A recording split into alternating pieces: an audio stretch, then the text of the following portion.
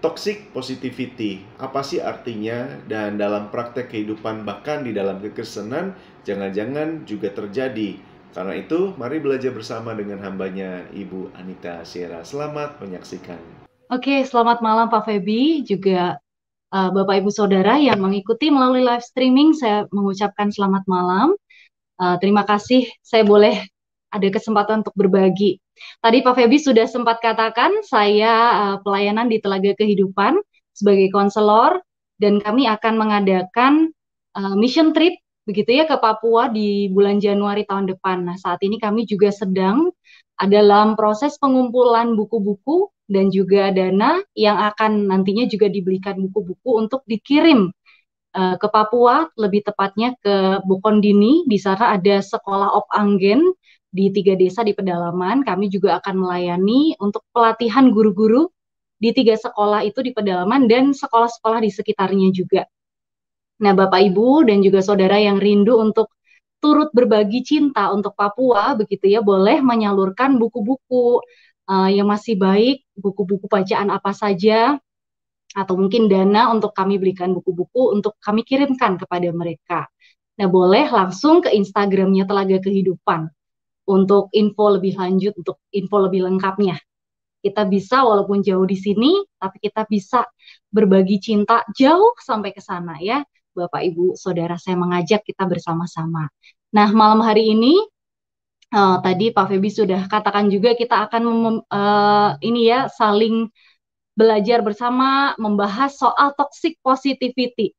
Mungkin sebagian dari kita udah mendengar gitu ya soal toxic positivity, istilah yang sekarang cukup booming gitu ya, dikit-dikit toxic, toxic gitu ya, dan ini toxic positivity gitu. Gimana ya sesuatu yang positif kok bisa jadi toxic gitu ya atau merusak? Ya, sebenarnya bisa aja ya. Mungkin kita sering kali sehari-hari itu kita tahu kalau vitamin itu bagus buat tubuh kita dalam dosis yang tepat. Tapi kalau vitamin itu berlebihan, over, nah itu akhirnya jadi toksik juga ya, Bapak Ibu Saudara ya. Bener ya, akhirnya jadi nggak sehat akhirnya. Nah, positivity ternyata juga seperti itu. Kalau terlalu berlebihan, tidak pada tempatnya, tidak pada kadar yang baik, akhirnya jadi toksik. Ke siapa toksiknya? Ke diri kita sendiri tentunya yang pertama, dan yang kedua pasti ke orang lain. Kalau kita melakukan itu ke diri sendiri, kita akan juga cenderungnya nanti akan kita lakukan ke orang lain juga. Sebelum masuk lebih jauh lagi, apa sih sebenarnya definisi dari toxic positivity ini gitu. Nah, kita mau sama-sama samain persepsi nih ya. Apa sih toxic positivity gitu? Nah, toxic positivity ini adalah konsep atau pandangan bahwa kita tuh selalu harus positif. Selalu ya, di garis bawahi, di bold, selalu harus selalu positif. Nah, apakah bisa? Hmm, saya yakin sebenarnya kalau kita mau jujur, benar-benar jujur melihat ke dalam diri kita, ke dalam hati kita. Saya pikir nggak mungkin ya kita bisa selalu merasa positif, berpikir positif, memandang segala sesuatunya itu selalu otomatis itu positif. Kalau kita mau lihat kenyataan, seharusnya kita itu sulit sekali ya untuk terus positif seperti itu. Nah, berarti kalau kita mau selalu positif, sebenarnya kita akan tersiksa sekali ya, Bapak Ibu Saudara, tersiksa sekali. Nah, waktu kita udah over banget positif gitu ya, semua muan harus positif. Akhirnya yang kita lakukan juga adalah kita itu meniadakan hal-hal yang sulit untuk kita rasakan, ya, emosi-emosi, perasaan-perasaan yang sulit untuk kita rasakan. Atau kita bisa pakai istilahnya difficult emotions gitu ya, emosi-emosi yang sulit, yang negatif, misalnya kesedihan, kekecewaan, kemarahan. Kenapa kok sulit ya? Karena apalagi kita orang percaya ya, kita akan berpikir, aduh, saya kok marah ya? Harusnya nggak boleh. Saya tuh orang percaya, saya tuh orang beriman. Mestinya saya selalu sabar kayak malaikat gitu ya. Tapi sayangnya kita masih manusia ya, Bapak Ibu ya. Nah, jadi kita bisa tuh merasa marah. Kita juga bisa merasa sedih. Kita tuh dikasih air mata sama Tuhan, bukannya nggak boleh digunakan, bener nggak? Karena kita baik pria maupun wanita, tua, muda, sampai anak-anak, itu kita semua dikasih air mata. Nah, berarti sebenarnya semua boleh menangis. Semua sama rata. Boleh menangis gitu ya. Mau pria, mau wanita, mau tua, mau muda. Mau orang percaya, mau bukan orang percaya. Semua punya kesempatan, punya air mata yang sama gitu untuk menangis. Nah, jadi sebenarnya Tuhan itu bukan hanya menciptakan kita sebagai manusia yang berpikir saja secara logis, tetapi juga manusia yang merasa. Makanya kita bisa turut merasa berduka cita ketika ada yang kehilangan, ketika ada teman kita yang mengalami kesusahan, kita juga bisa turut merasakan kesedihannya gitu. Nah, masalahnya dengan toxic positivity adalah ketika orang sudah masuk dalam konsep toxic positivity, menganut konsep itu, maka hal-hal yang sulit tadi ya, emosi-emosi negatif, yang sedih, yang kecewa, yang marah, yang merasa ditinggalkan, merasa dipojokkan, merasa ditolak, dan sebagainya. Nah, itu emosi yang sulit yang kita tuh sebenarnya tidak mau rasakan. Nah, itu tuh disingkirkan. Pokoknya yang boleh hanya positif aja. Selain positif, sana, pergi. Jauh-jauh gitu ya. Kita abaikan, kita kubur dalam-dalam. Nah, hanya boleh yang positif aja. Akibatnya, tentu yang pertama dampaknya ke kita adalah ya tumpukan sampah emosi. Karena kan perasaan itu tuh akan datang secara alami ya. Tuhan izinkan tuh ada berbagai macam perasaan dalam hati kita. Datang dan pergi secara alami.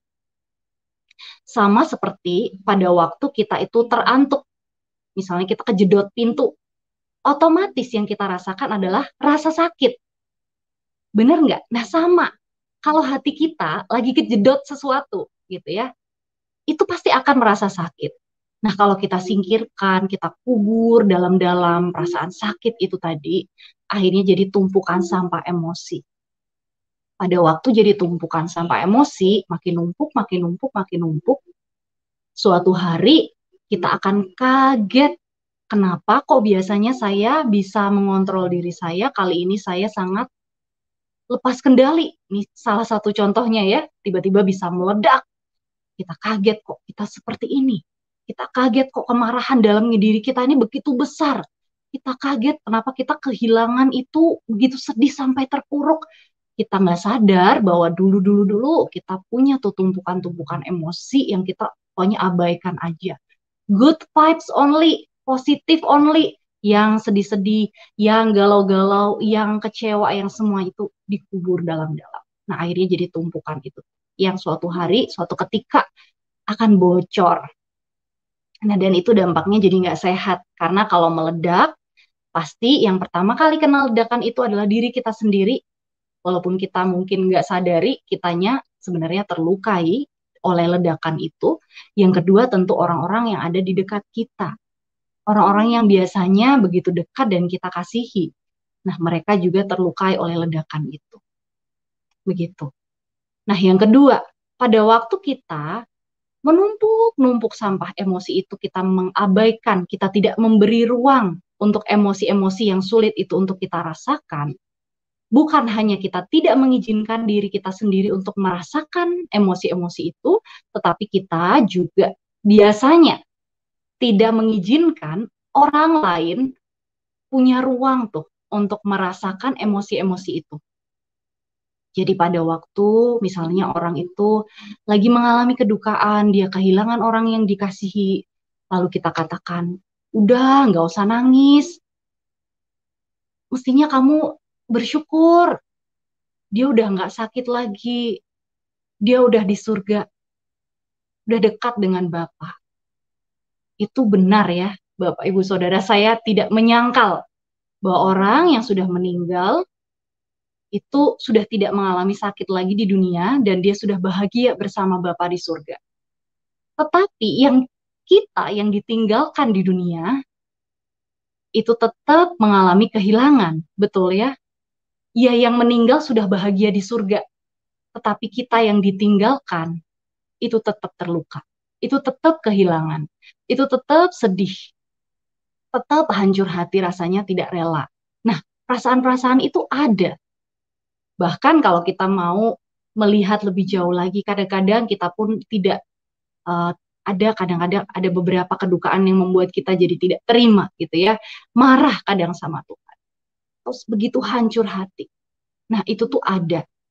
Walaupun iya kita percaya yang meninggal sudah bahagia bersama Bapa di sorga dan kita juga bersyukur atas hal itu, kita juga percaya dia sudah aman bersama dengan Tuhan, kita bahagia akan kenyataan itu untuk dia, tetapi kitanya tetap merasa kehilangan. Nah, toxic positivity meniadakan itu tadi. Hanya melihat sebagian saja. Jadinya tidak utuh. Bahwa ada dua hal yang berjalan bersamaan. Di satu sisi ada penderitaan, ada kesakitan, ada rasa sedih. Walaupun di sisi lain ada hal-hal yang bisa kita syukuri juga. Jadi saya bisa katakan bahwa sebenarnya penderitaan dan rasa syukur itu bisa jalan bersama-sama. Tidak harus ketika kita menjadi orang percaya, lantas kita terus bersyukur tanpa melihat bahwa memang ada rasa sakit juga yang sedang berjalan bersama dengan rasa syukur itu. Jadi ketika kita mau sebenarnya bukan menjadi orang yang nantinya toxic positivity, tetapi kita mau jadi orang yang berpengharapan, ya. Karena kita punya pengharapan kekal nih di dalam Tuhan. Dosen saya sering sekali ya mengajak kami mahasiswa itu waktu saya masih kuliah konseling, beliau sering mengajak kami bernyanyi sebuah lagu yang indah sekali. Bagi saya, bagi kamu juga ada surga yang tak ada susahnya, yang tak ada susahnya. Mungkin sebagian dari kita pernah mendengar lagu itu. Begitu sederhana, tetapi rasanya indah sekali ya. Sejuk sekali dalam hati kita. Kita tahu bahwa kita punya pengharapan yang kekal di dalam Tuhan. Dan itu tuh sudah pasti. Nah, itulah yang membuat kita bisa terus jalan. Walaupun di dunia ini kita belum sampai ke sana ya. Belum sampai ke surga yang tak ada susahnya itu tadi. Tapi karena kita tahu kita akan sampai ke sana. Itu tuh udah pasti. Ya, pengharapan kita tuh pasti. Nah, jadi kita bisa bear, kita bisa menanggung the suffering, yang penderitaan yang kita tuh alami di dunia ini. Karena kita punya Tuhan yang memberikan janji hidup kekal, dan yang kedua, Tuhan yang Immanuel, yang bersama-sama dengan kita.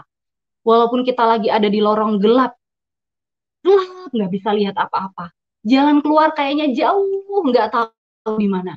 Tapi di dalam lorong gelap itu, Tuhan tidak meninggalkan kita sendirian. Kita tidak meniadakan kenyataan bahwa kita sedang ada di lorong gelap.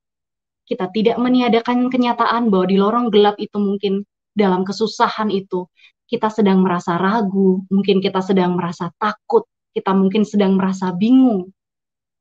Kadang kita bahkan bertanya-tanya, Tuhan, Tuhan di mana? Kok nggak kelihatan? Itu kita tidak meniadakan hal-hal itu. Itu kita alami.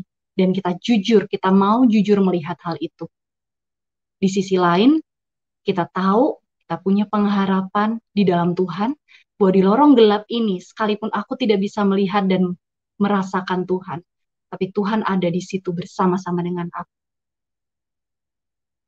Jadi ketika kita mau benar-benar nggak toksik gitu ya, nggak jadi toxic positivity yang nantinya akhirnya malah jadi tajam ke diri sendiri gitu ya, nggak boleh sedih, nggak boleh nangis, nggak boleh lemah, nggak boleh mengeluh, nggak boleh kecewa, nggak boleh sakit hati misalnya gitu ya, nggak mengizinkan emosi-emosi sulit itu, kemudian kita juga tajam ke orang lain, nggak boleh nangis, nggak boleh sedih, nggak boleh ini, nggak boleh itu, harus terus positif, kita juga jadinya melukai mereka, dan bukannya kita berjalan bersama mereka, bergandengan tangan di dalam lorong gelap itu, ya membersamai mereka di dalam luka, di dalam penderitaan itu, tetapi malah kita jadinya membiarkan mereka sendirian di sana. Karena mereka akan merasa, wah saya nggak diperbolehkan ya punya ruang untuk sedih, untuk kecewa, untuk merasakan perasaan-perasaan ini. Padahal ini yang sedang saya rasakan. kemana saya harus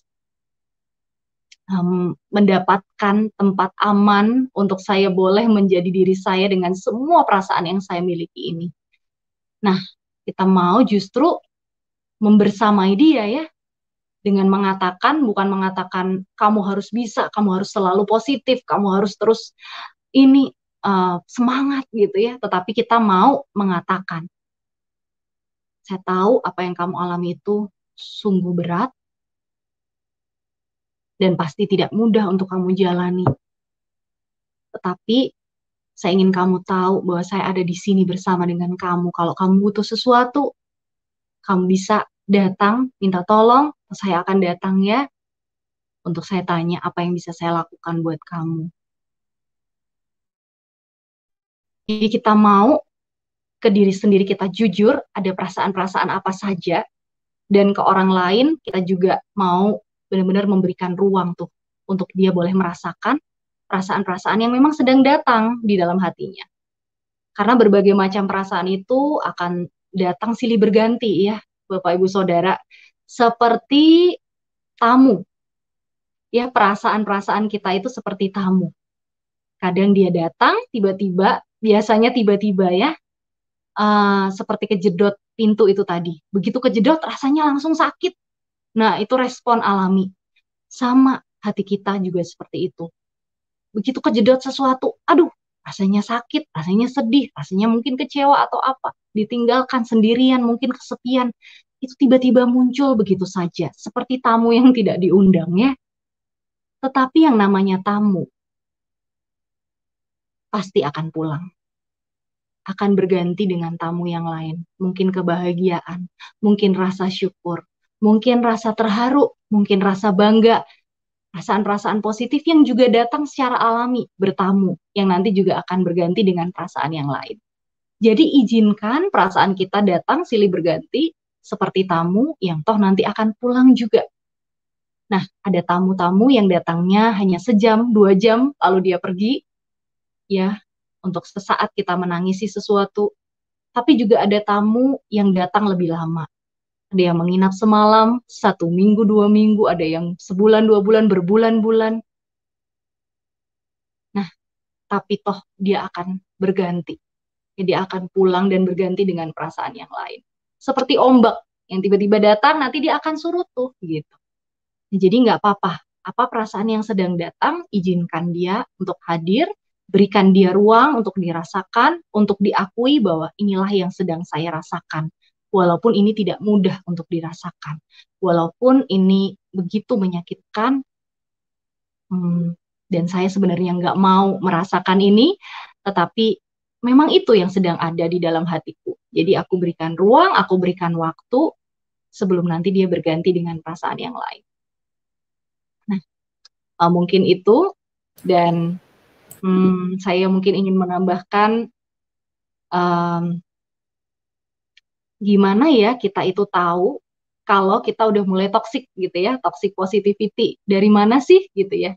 Yang pertama bisa jadi kita itu mulai sering merasa bersalah kalau kita merasakan emosi-emosi negatif. Misalnya kita sedih, aduh kok aku sedih ya, apa aku nggak beriman, apa aku kurang percaya, misalnya gitu. Nah itu tanda-tanda awal tuh, kita mesti awas, jangan-jangan positivity-ku udah mulai toxic nih gitu ya.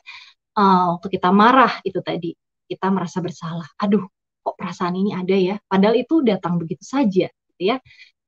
Yang kedua, kita mulai mengabaikan masalah.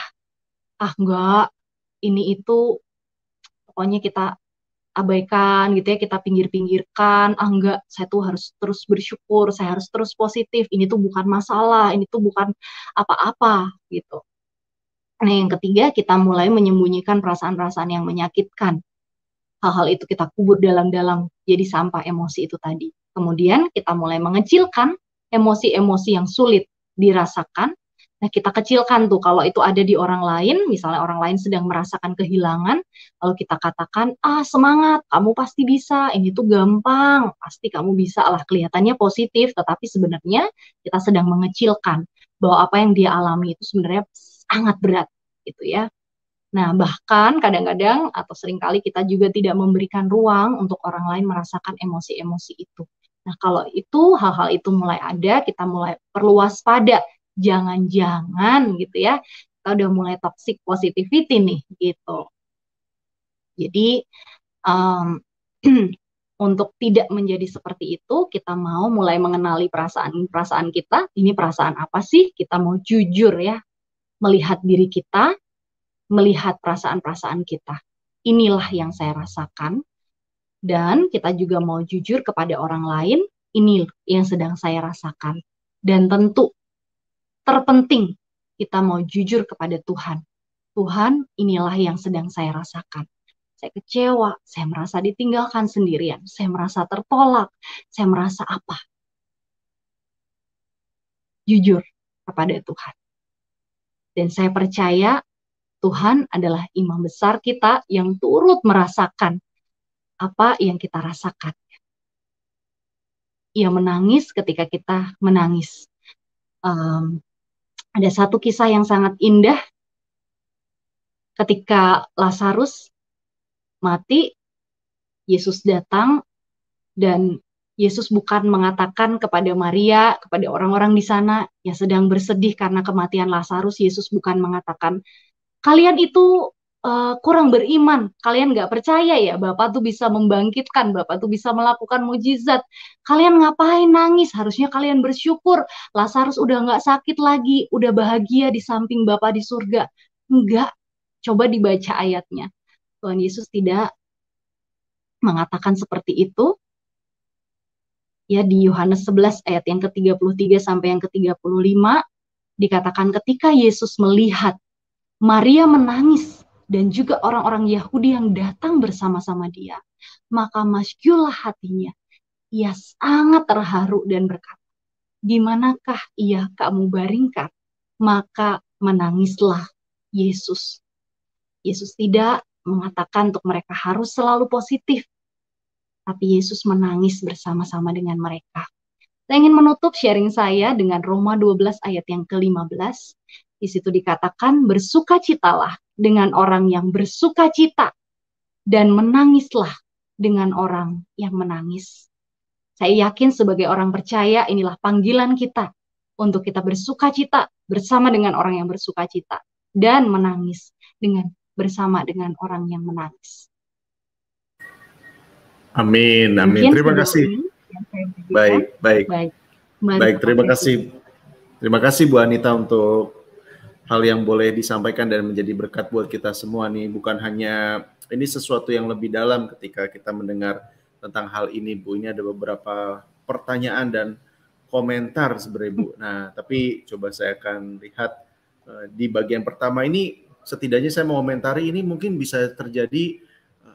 Pertanyaannya, apakah memang kita punya culture atau kultur budaya yang anak laki-laki itu tidak boleh nangis? Nah itu jadi akhirnya, apalagi gitu ya, hamba Tuhan itu kan nggak boleh terlihat lemah gitu, atau anak laki-laki tidak boleh terlihat sedih. Nah, bagian yang pertama, apakah itu juga termasuk bagian itu juga di dalam keluarga, Bu, gitu ya, tidak membiarkan emosi atau perasaan itu terluapkan dengan baik. Kalau kemarahan, kesedihan, dan sukacita dan sebagainya itu tidak terbiasa akan hal itu, jadi kita sampai dewasa jadi kesulitan untuk mengungkapkan hal itu. Nah, apakah itu karena itu, Bu, salah satunya, atau ada yang lain, Bu? Iya, Pak Febi, itu tepat sekali ya. Salah satunya juga karena hal-hal itu. Pandangan-pandangan, persepsi bahwa gender tertentu, misalnya anak laki-laki nggak boleh nangis, harus kuat gitu ya. Padahal kan diciptakan sama ya, ada air mata juga gitu. Jadi akhirnya perasaan-perasaan yang muncul, jadinya bukannya kita terima dulu, tapi justru kita tidak perbolehkan. Nah itu kan sesuatu yang sangat sulit ya, apalagi untuk anak-anak yang masih sangat konkret sekali. Dia bingung pasti ya, kalau kita kan masih bisa ya, menutupi perasaan, masih oke gitu ya, masih bisa. Tapi untuk mereka kan, apa yang mereka rasakan, itulah yang biasanya mereka ekspresikan. Jadi ketika itu tidak diperbolehkan, pasti akan sangat membingungkan untuk mereka. Loh, tapi saya merasakan ini loh, saya merasakan marah loh. Tapi kok saya nggak boleh ya, gimana ya caranya menghilangkan ya? Kan nggak bisa ya Pak, gitu. Yang bisa kita kendalikan kan adalah, yang bisa kita kontrol adalah respon kita terhadap rasa marah itu, terhadap rasa kecewa, terhadap rasa sedih. Respon kita bisa kelola, kita bisa putuskan, kita bisa pilih kita mau ngapain tuh ketika kita marah, ketika kita kecewa, ketika kita sedih, kita mau ngapain respon kita. Itu yang kita bisa kontrol. Tapi kalau rasa marahnya, rasa sedihnya, rasa kecewanya, rasa kehilangannya, waktu itu datang ya itu datang begitu saja gitu. Alami, nggak bisa kita seperti orang berjaga-jaga di depan pintu, lalu kita lihat dari jauh, wah ada perasaan kecewa mau datang, kita cepat-cepat tutup pintu, nggak bisa. Biasanya ya itu datang begitu saja gitu ya. Nah itu tuh nggak bisa kita, memang di luar kontrol kita, Tuhan izinkan berbagai macam perasaan itu ada. Nah kalau mau dibahas lebih jauh lagi tuh ya, sebenarnya perasaan-perasaan itu pun Tuhan izinkan, bukannya tanpa maksud, tetapi itu bisa jadi seperti papan-papan petunjuk gitu ya di dalam hidup kita. Misal nih, contoh sederhana aja. Kalau kita lihat di kejauhan, ada seekor singa gitu. Lepas dari kandangnya misalnya nih di kebun binatang. Apa tuh yang mungkin Pak Feby akan rasakan kalau Pak Feby melihat singa itu lepas tuh Pak? Takut, Bu. Benar. Pasti takut ya Pak ya? Nah, itu tuh kan respon otomatis kita ya. Nah, itu sebenarnya jadi papan petunjuk untuk kita bahwa, wah, saya merasa takut, ada bahaya datang, saya mesti waspada. Nah, bayangkan kalau berbagai macam perasaan-perasaan itu nggak dirasakan secara utuh, tetapi sebagian dibuang-buangin gitu. Berarti kita akan kehilangan banyak papan-papan petunjuk gitu di dalam kehidupan kita. Wow. Oke. Thank you, Bu. Nah, ini pertanyaannya dari Fakta Kristen di YouTube. Jikalau tidak punya tempat untuk menyalurkan emosi, apa yang harus dilakukan? Dapatkah emosi hilang begitu saja tanpa jejak, Bu? Iya, ini pertanyaan yang dalam ya. Ya, kalau emosi itu datang seperti ombak begitu ya, dia akan sebenarnya ada waktunya dia mereda begitu dan dia pergi. Tapi ada kalanya dia datang lagi. Tapi emosi yang kuat, ya tentu jejaknya ya akan sulit gitu ya, akan muncul, timbul tenggelamnya tuh sering gitu. Seperti tamu tadi, menginapnya tuh agak lama gitu di rumah kita, di hati kita.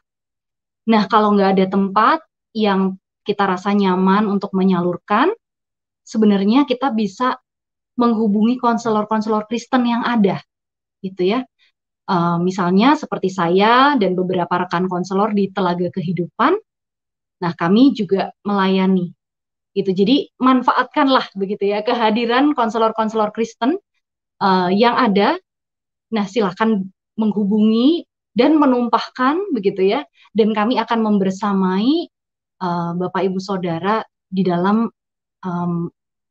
bersama-sama tuh menghadapi perasaan-perasaan yang tidak mudah itu. Kalau memang tidak ada tempat aman gitu ya, kadang-kadang bisa kita ke hamba Tuhan atau ke kakak pembina atau ke rekan pelayanan yang kita nyaman begitu ya, kita merasa aman, dan juga tentu salah satunya juga ke konselor Kristen. Baik. Terima kasih. Jadi tadi atau teman-teman nanti bisa lihat ya, mengunjungi di Instagram Telaga Kehidupan. Di sana silakan follow, silakan boleh ikuti apa yang tadi, bahkan di awal ada sesuatu yang menjadi dorongan kita semua untuk bersama-sama melayani di Papua. Nah, ini pertanyaannya saya lanjutkan, Bu. Tadi di bagian ini, kalau misalnya gitu ya, ketika kita disalah mengerti, ini masih dari Fakta Kristen, apakah baik selalu jujur akan perasaan kita tentang apa yang dirasakan kepada orang lain atau keluarga, karena terkadang kejujuran itu sering disalah mengerti, Bu. Iya, betul sekali. Jadi memang tidak mudah untuk jujur terbuka kepada orang lain tentang perasaan kita, terutama kalau orang itulah yang telah menyebabkan luka ya di hati kita.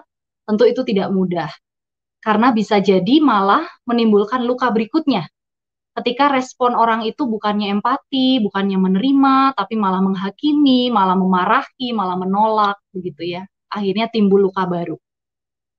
Jadi kalau memang itu yang terjadi, ya lebih baik dibagikan dulu ke tempat yang aman begitu ya, diproses dulu bersama misalnya dengan konselor begitu ya.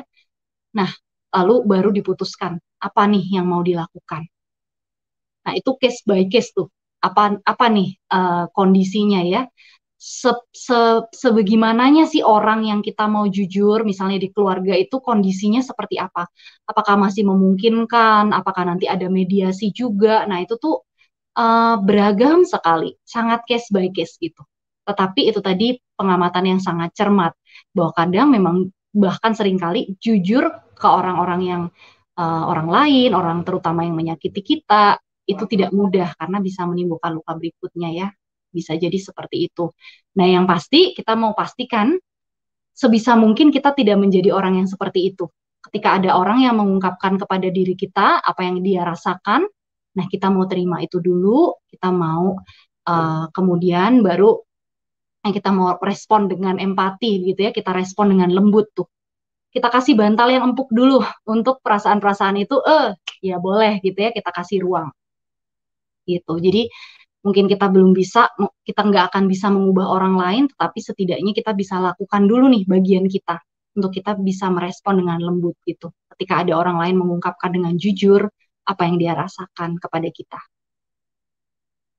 Baik, baik Bu. Nah, ini ada pertanyaan, dua pertanyaan terakhir. Yang pertama ini Bu, ketika misalnya ada kita di posisi yang sedang merasakan emosi tertentu begitu ya, ambil contoh misalnya sedih sekali karena kehilangan. Lalu ada teman kita atau orang lain yang dalam tanda kutip kita mencernanya kok ya itu tadi ya toxic positivity. Nah, apa yang perlu kita, apakah kita diam menerima gitu ya lalu memendam lagi dalam hal itu, atau responnya kan tadi termasuk respon ya Bu ya. Takutnya kan kita mendem-mendem malah makin sedih gitu, tapi kalau mau marah juga jadi salah. Nah, apa yang perlu kita katakan atau lakukan Bu ketika misalnya kita berada di dalam posisi sedang dinasehati untuk tetap positif begitu Bu? Oke, oke.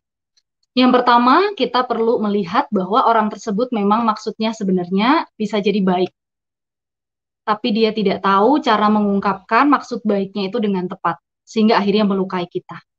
Nah, kita berangkat dengan itu dulu, uh, lalu ya kalau saya, kalau memang memungkinkan begitu ya, kita dan memang perlu dikelirkan gitu ya, kita perlu sampaikan gitu bahwa saya tahu maksud kamu baik untuk menghibur saya supaya saya kuat kembali, supaya saya bisa semangat, supaya saya bisa bangkit lagi. Tetapi maaf, saya merasa saya justru jadinya tertekan karena rasanya tuh saya harus buru-buru bangkit padahal saya belum bisa bangkit gitu ya. Katakan dengan jujur, yang pertama terima dulu, terima kasih, saya tahu maksud kamu baik, kemudian sampaikan perasaan kita, inilah yang saya rasakan. Nah, boleh nggak kalau seandainya kamu lalu kita katakan yang ketiga, setelah kita katakan yang kita rasakan, yang ketiga kita katakan apa yang kita inginkan untuk dia lakukan. Ya supaya dia tahu kan dia ingin mendukung kita ya, ingin menyemangati kita. Nah, kita kasih tahu caranya menyemangati atau caranya mendukung saya itu dengan cara ini. Misalnya, boleh nggak kamu temenin saya aja? Waktu saya nangis, kamu temenin dulu di samping saya. Nggak apa-apa, kalau kamu bingung mau ngomong apa, kamu nggak usah ngomong apa-apa, nggak apa-apa. Kamu di samping saya aja. Itu sudah sangat menolong saya untuk saya bisa nanti bangkit lagi gitu. Semoga cukup membantu. Baik, baik. Terima kasih Pak. Terima kasih Bu. Jadi ini yang penting ya, karena kita kadang-kadang bingung gitu ya. Ini orang harus diapain? Mungkin bahkan kita bisa bertanya gitu ya. Apa yang bisa saya bantu gitu? Kalau ya cukup hadir aja atau dekat dia itu bisa menolong. Jadi memang supaya kita juga nggak salah begitu ya. Kalau kita di posisi ada teman kita yang sedih, kita juga nggak terlalu terburu-buru untuk dalam tanda kutip menyemangati yang mungkin nggak diperlukan gitu untuk saat itu begitu. Baik, nah ini terakhir Bu, pertanyaan terakhir ada dari minta maaf kalau saya salah menyebut nama, Rawei Diru. Selamat malam Bu, mau tanya apakah ada juga istilah toxic negatif atau kebalikan dari toxic positivity? Hmm, hmm. Oke, terima kasih. Pertanyaannya kreatif ya. Sejauh ini saya belum menemukan, tetapi sebenarnya toxic itu sudah sesuatu yang negatif gitu ya. Jadi mungkin yang dimaksud tadi oleh saudari atau saudara Diru tadi, kalau negatif mulu gitu ya, kayak bangsa Israel bersungut-sungut terus, mungkin seperti itu gambarannya ya. Ada yang sebenarnya bisa disyukuri, tapi tetap bersungut-sungut. Udah dikasih sesuatu yang baik pun tetap bersungut-sungut gitu ya. Tetap semuanya kacamatanya negatif, mungkin seperti itu ya. Tetapi kalau untuk istilah saya belum menemukan ya, karena toksik itu sendiri kan udah negatif gitu ya. Baik, Menarik baik, baik. pertanyaannya. Baik, terima kasih. Terima kasih sekali lagi Bu Anita untuk berkat kebenaran dan juga firman Tuhan yang boleh dibagikan bagi kita semua. Terima kasih juga untuk rekan-rekan yang sudah bergabung. Saya rindu kalau tidak ada closing statement, saya persilakan untuk menutup di dalam doa. Kalau ada silakan Bu, kalau tidak ada langsung menutup di dalam doa. Oke, saya mau menutup dengan ini dulu ya, keterpurukan atau kesedihan dan pengharapan itu tidak selalu saling meniadakan. Ketika ada keterpurukan, lalu tidak ada pengharapan. Ketika ada pengharapan, tidak ada keterpurukan. Bukan seperti itu. Justru seringkali kesedihan atau keterpurukan dengan pengharapan itu berjalan bersama-sama. Apalagi kita, dalam hidup kita sebagai orang percaya. Kita masih ada di dunia yang penuh dengan lika-liku, ya, berbagai macam jalan yang terjal, banyak penderitaan, banyak kesedihan, tetapi pengharapan itu ada bersama-sama dengan kita. Nah, berjalan bersama. Jadi tidak saling meniadakan, tetapi kesedihan, keterpurukan, dan pengharapan itu berjalan bersama-sama. Oke, mari kita berdoa. Bapa di dalam surga, kami bersyukur pada malam hari ini kami boleh bersama-sama melihat, sekali lagi diingatkan bahwa Tuhan, Engkau adalah sungguh imam besar yang mengerti apa yang kami rasakan. Kami percaya Tuhan, bahkan ketika kami tidak bisa merasakan Engkau, tidak bisa melihat tangan-Mu bekerja, kami mau percaya, mampukan kami untuk percaya kepada hati-Mu yang selalu baik, yang selalu mengasihi kami. Terima kasih Bapak, terima kasih karena Engkau selalu ada bersama-sama dengan kami di dalam semua situasi yang kami alami. Di dalam lorong gelap, di dalam kehilangan, di dalam jalan yang terjal, di dalam rasa sakit. Sekalipun rasa sakit itu ada, tapi kami bersyukur Engkau pun ada di situ bersama-sama dengan kami. Terima kasih Tuhan, malam hari ini juga kiranya Engkau menolong kami, membentuk kami, mengajar kami untuk kami boleh menjadi orang-orang yang bisa membersamai rekan-rekan kami, keluarga kami, saudara-saudari kekasih kami, membersamai mereka di dalam luka dan rasa sakit mereka, menggandeng tangan mereka dan memeluk mereka, memberikan mereka ruang yang aman untuk menjadi diri mereka dengan berbagai macam perasaan yang mereka rasakan. Terima kasih Bapak, kami bersyukur, kami serahkan semuanya ke dalam tangan-Mu. Di dalam nama Tuhan Yesus Kristus kami berdoa. Amin. Amin. Sekali lagi terima kasih untuk Bu Anita Sira yang sudah menyampaikan kebenaran buat kita semua. Dan terima kasih buat rekan-rekan dalam doa dan dalam komentar serta pertanyaannya. Saya Feby Timotius bersama dengan Bu Anita dan juga rekan-rekan di balik layar yang sudah melayani. Mengucapkan selamat malam. Sampai jumpa besok malam. Tuhan berkati kita semua. Amin. Tuhan Yesus memberkati.